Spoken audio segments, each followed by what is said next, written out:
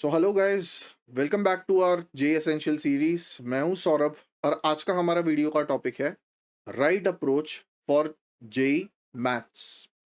अगर आप लोगों ने अभी तक हमारा previous videos relating to right approaches for JEE chemistry and JEE physics नहीं देखा है तो आप सबसे पहले वो वाले वीडियोस देख लीजिए, बिकॉज बहुत सारे चीजें कॉमन है जो मैं यहाँ पे रिपीट नहीं करना चाहता। अब आते हैं मुद्दे पे। तो unlike physics, maths is very diverse. हर सेक्शन में different approach and skill set required होता है। ऑल्सो मैथ्स के प्रेप और पेपर दोनों में compare to physics and chemistry ज्यादा टाइम डिवोट करना पड़ता है। प्लस मैथ्स में आप जितना भी प्रिपेयर कर लो, पेपर में आपको ऑन द टोज सोचना ही पड़ेगा, तो अप्रोच का वेटेज और ज्यादा बढ़ जाता है। एग्जाम्पल, आप परमुटेशन कॉम्बिनेशन जैसे चैप्टर्स या प्रोबेबिलिटी जैसे चैप्टर्स में आप जितना भी प्रिपेयर कर लो, अगर आपका पेपर टेम्परामेंट अच्छा नहीं रहा तो आपसे सम नहीं बन पाएगा। तो अब आते हैं अप्रोचेस पे। तो सबसे पहला point, multiple methods plus focus on the shortest method. मेरे एक प्रोफेसर थे, प्रोफेसर जी ए बाबूराज सर, जो हमें मैथ्स पढ़ाते थे और उनके वजह से मेरा मैथ्स बहुत ज्यादा बेटर हो चुका था। तो वो अक्सर कहा करते थे कि if you solve one sum by one method it's equal to one sum, you solve one sum by two methods it's equal to 10 sums, and you solve one sum by three methods it's equal to 100 sums. Also मेरे maths में लगभग 30 to 35% of the doubts ये होते थे कि sir एक method से तो सॉल्व हो गया, अगर और कोई शॉर्टर या बेटर मेथड है तो आप वो बताइए। जैसे एक एग्जांपल देता हूं, सर्कल या कोनिक्स में बहुत सारे बुक्स में equation of tangents drawn from an external point to the circle या कोनिक का एक फॉर्मूला दिया हुआ होता है, which is SS1 is equals to T square. और ज्यादातर लोग यही फॉर्मूलाज पढ़ के चले जाते हैं और ज्यादातर कोचिंग क्लासेस में भी यही फॉर्मूला पढ़ाया जाता है। पर एग्जामिनर भी होशियार है, उसको बहुत अच्छे से पता है कि स्टूडेंट्स को क्या पढ़ाया जा रहा है और स्टूडेंट से बेटर तरीके से कंसेप्ट को किस तरीके से एक्सट्रैक्ट करना है। अब SS1 is equals to T square से आपको पेयर ऑफ टेंजेंट्स के इक्वेशन मिलेगा। और अगर एग्जामिनर आपसे ये चीज पूछ ले एमसीक्यू टाइप ऑफ क्वेश्चन में कि आप मुझे इंडिविजुअली दो टेंजेंट्स के इक्वेशन बताइए, तो अब आपको पेयर ऑफ टेंजेंट्स का जो इक्वेशन मिला आपको उसको भी स्प्लिट करना पड़ेगा to get two independent equation of tangents. That at least would require 6 to 8 minutes. Plus ऊपर से मिस्टेक का प्रोबेबिलिटी भी बहुत ज्यादा है। अगर आपने कहीं पे भी साइन कन्वेंशन में मिस्टेक कर दिया तो आपका आंसर गलत मिल जाएगा। अब इसका दूसरा ऑल्टरनेटिव मेथड, शॉर्टर मेथड जिसका मैं बात कर रहा हूं, वो ये चीज है कि आपको एक एक्सटर्नल पॉइंट तो दिया गया है और आपको सर्कल के लिए फॉर एग्जांपल पता है कि the equation of tangent is y is equals to mx plus root of a square plus b square. अब आप वो एक्सटर्नल पॉइंट सब्सटीट्यूट कर दीजिए, आपको स्लोप का एक क्वाड्रेटिक इक्वेशन मिलेगा। वो क्वाड्रेटिक इक्वेशन को सॉल्व करके आपको स्लोप के दो वैल्यूज मिल जाएंगे। और जैसे ही स्लोप के दो वैल्यूज मिल गए, तो ये अगर सर्कल है, ये अगर एक्सटर्नल पॉइंट है, मुझे एक्सटर्नल पॉइंट अगर पता है और स्लोप के दो वैल्यूज पता है, तो now I can easily get the equation of tangents. In short आप समझने का कोशिश कीजिए कि मैं बता क्या रहा हूं। अगर मैं प्रीवियस मेथड पे फोकस कर रहा हूं तो मुझे 6 से 8 मिनट लगेगा, it takes a lot of time. But shorter methods का इंपॉर्टेंस ये है कि वो आपका एक्यूरेसी भी बढ़ा देता है and it saves critical time. ये जो मैंने मेथड बताया उससे आप 2 से 3 मिनट में आंसर निकाल पाएंगे। तो अब आप समझिए, टाइम मैनेजमेंट आपका बहुत ज्यादा इंप्रूव होगा। अब दूसरा इंपॉर्टेंट जो चीज है वो है टिप्स एंड ट्रिक्स, जिसका role is very very important. आप समझिए कि आजकल पेपर सब्जेक्टिव नहीं है, आजकल पेपर ऑब्जेक्टिव हो चुका है।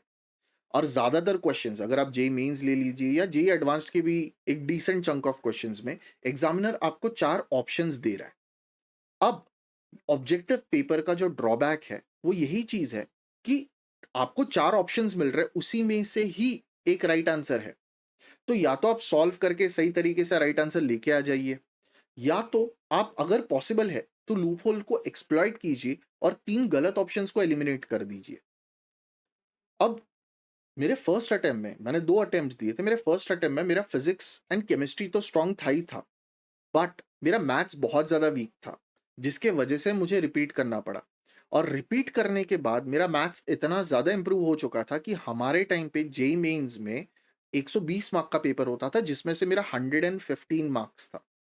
अब ये इम्प्रूवमेंट क्यों हुआ? एक तो चलो अप्रोचेस है, सेकंड मेरे रिपीटर्स बैच में मुझे एक चीज़ पता चला कि बहुत सारे जो टॉपर्स हैं, वो सिर्फ सीधे तरीके से सम को सॉल्व नहीं करते, बल्कि वो टिप्स एंड ट्रिक्स लगाते हैं।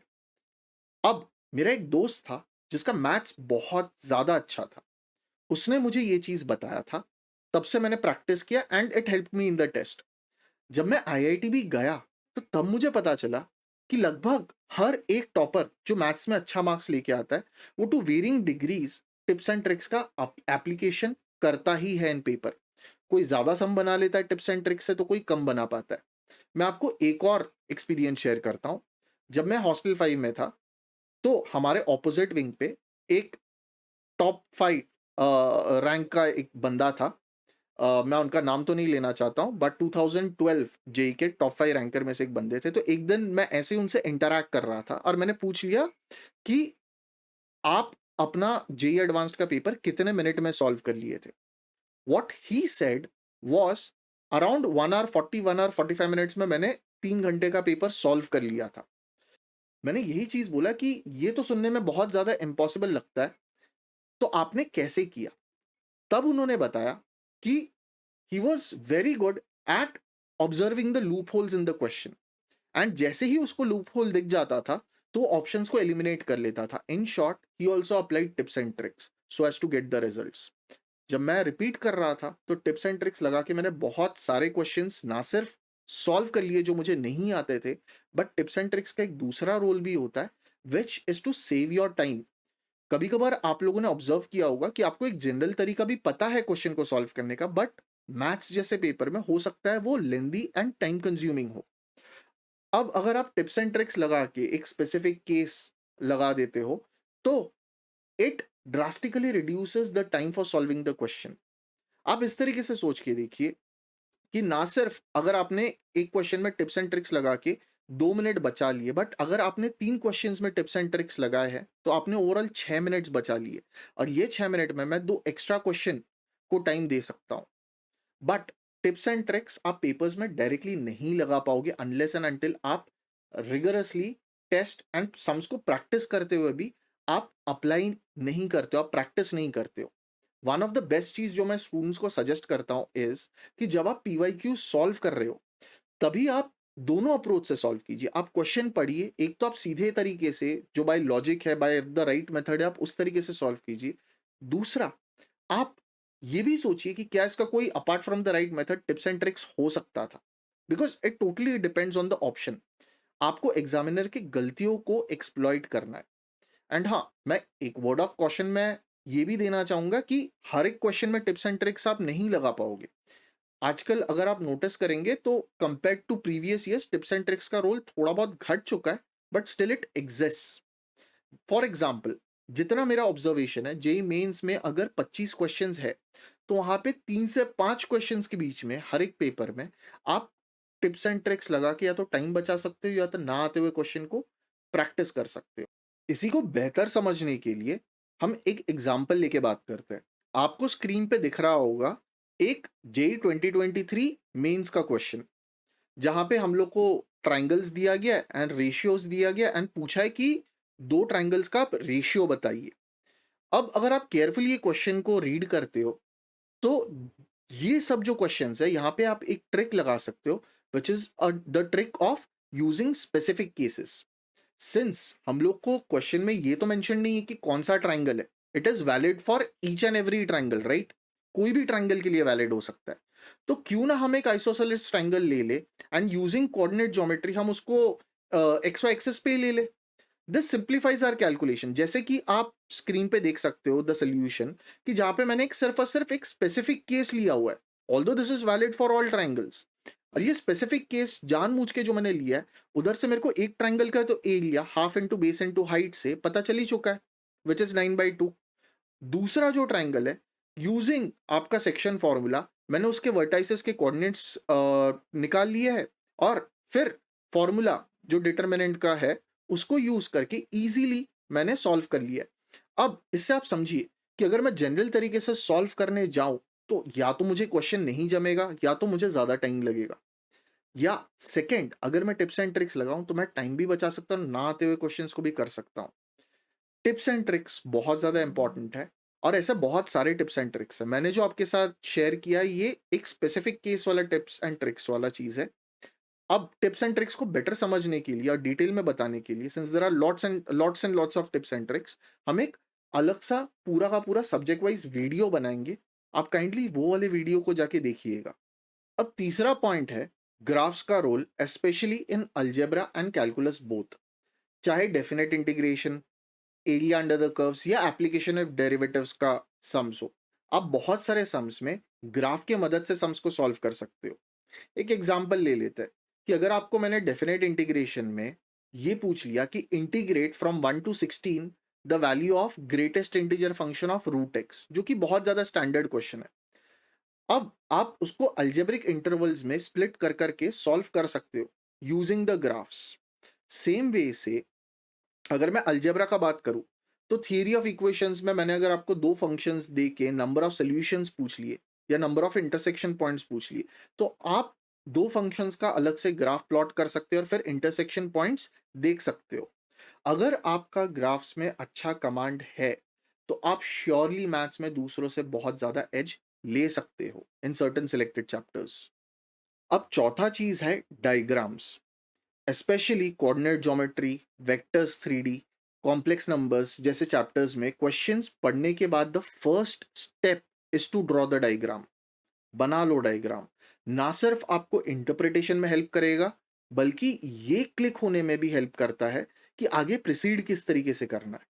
ऑल्सो कुछ क्वेश्चन जैसे कि लोकस का नेचर अगर आपको फाइंड करने वाला मैंने क्वेश्चंस दे दिया तो कभी कभार आपको सिर्फ डायग्राम से ही हिंट मिल जाता है कि इसका लोकस सर्कल होगा या फिर एलिप्स या फिर पैराबोला।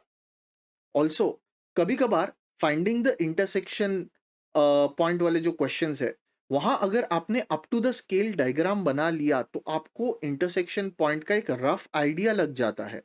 और अगर चार ऑप्शंस आपको दिए गए हैं तो आप ऑप्शंस को एलिमिनेट करके भी आंसर निकाल सकते हो इन द पेपर। पांचवा पॉइंट है role of top down approach.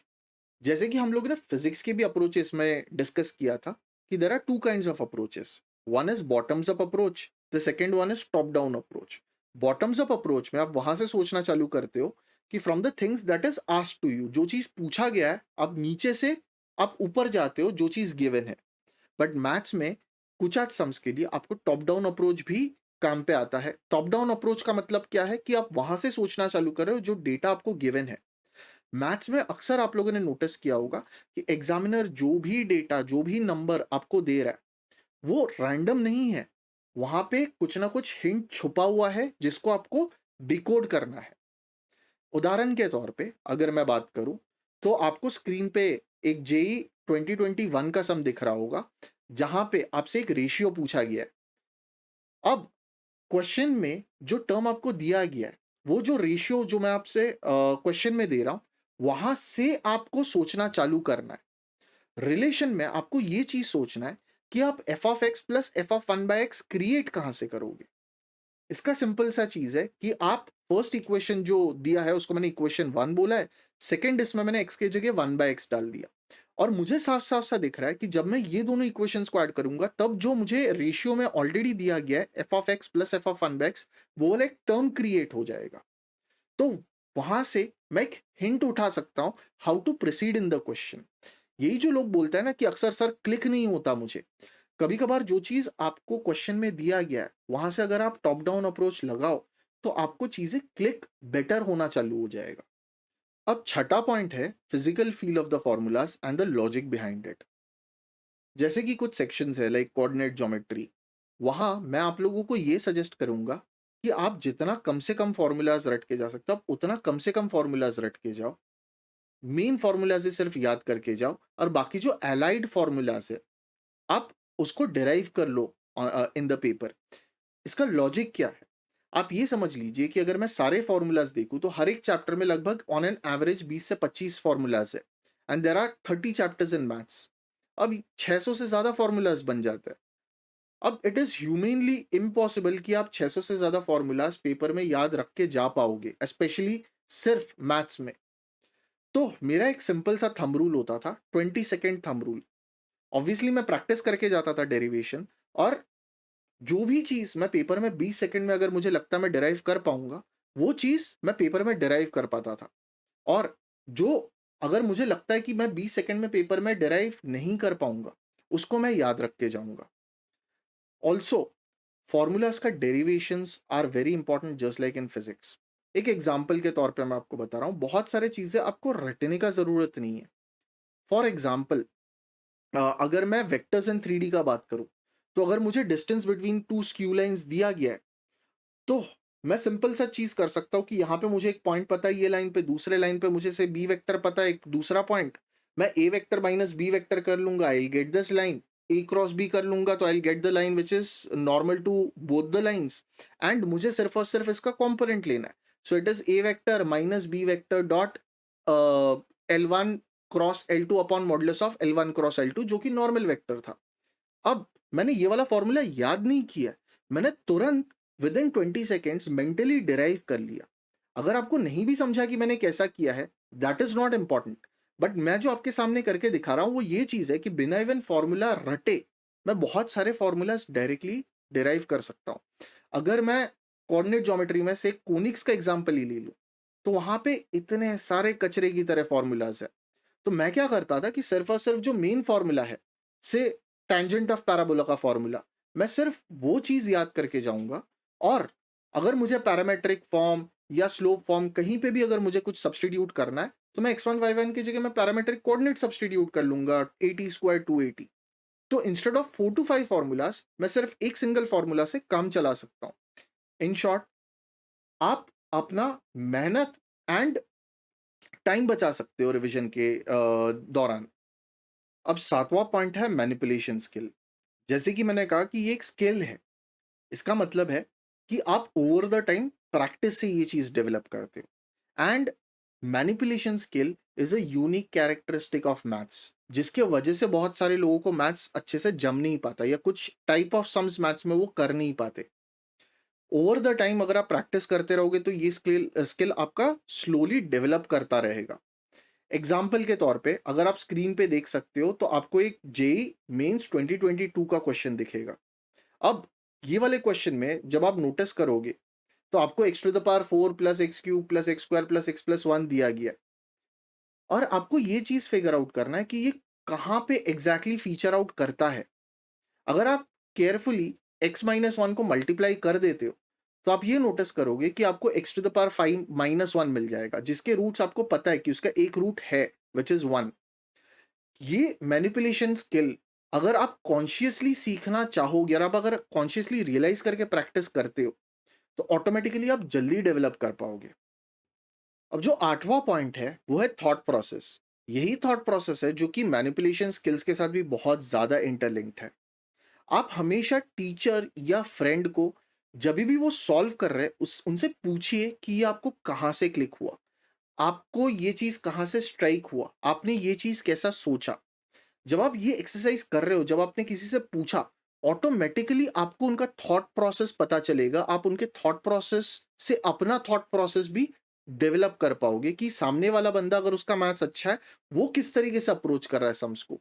तो आप ऑटोमेटिकली चीजों को मिमिक करके भी आप अपना स्किल सेट्स इंप्रूव कर पाएंगे। एक एग्जाम्पल के तौर पे अगर मैं बताऊं तो, जनरली जब भी मैं क्लास में बैठा होता था, तो मेरे ज्यादातर ऑन क्लास जो डाउट्स होता था वो ये नहीं होता था कि सर आप फोर्थ स्टेप से आप फिफ्थ स्टेप कैसे गए। मेरा मेजरली डाउट ये होता था कि सर आपने क्या सोच के फर्स्ट स्टेप लिखा है, आप मुझे वो बता दीजिए। अब जब मैं कोचिंग क्लासेस में एज अ फैकल्टी भी जब पढ़ा रहा होता हूँ, तो मैं हमेशा बच्चों से एक ही चीज कहता हूँ रिगार्डिंग थॉट प्रोसेस, कि अगर आपको कोई भी एक फैकल्टी से कोई एक चीज एक्सट्रैक्ट करना है, द मोस्ट इंपॉर्टेंट थिंग, तो आप क्या एक्सट्रैक्ट करना चाहते हो। जो आपको एक फैकल्टी से एक्सट्रैक्ट करना चाहिए वो एक्चुअली कंटेंट नहीं है। कंटेंट इंपॉर्टेंट है अपने जगह पे, बट कंटेंट है सेकेंडरी। अगर सबसे वैल्यूएबल चीज आप किसी प्रोफेसर से एक्सट्रैक्ट कर सकते हो, तो वो है थॉट प्रोसेस। मैं हमेशा ये चीज बोलता हूँ, more than what to learn, how to learn is important. अक्सर आप लोगों ने देखा होगा कि अगर आपको कोई एक सम नहीं आ रहा, तो आप सिर्फ उसका सोल्यूशन देख लेते हो, बट वो सोल्यूशन देखने से आप सिमिलर सम्स नहीं सॉल्व कर पाएंगे। क्यों? क्योंकि सोल्यूशन तो आपको समझ गया, बट वो थॉट प्रोसेस नहीं समझा। आप ये हमेशा सोचिए कि वो टीचर ने कैसे सम को सॉल्व किया था, तभी आपको थॉट प्रोसेस आप वो इम्बाइब करके एक्सट्रैक्ट कर पाएंगे। इसी से लिंक्ड हमारा नेक्स्ट पॉइंट है, which is maths is a game of skill. जितना ज्यादा सम्स प्रैक्टिस करोगे उतना अच्छा है।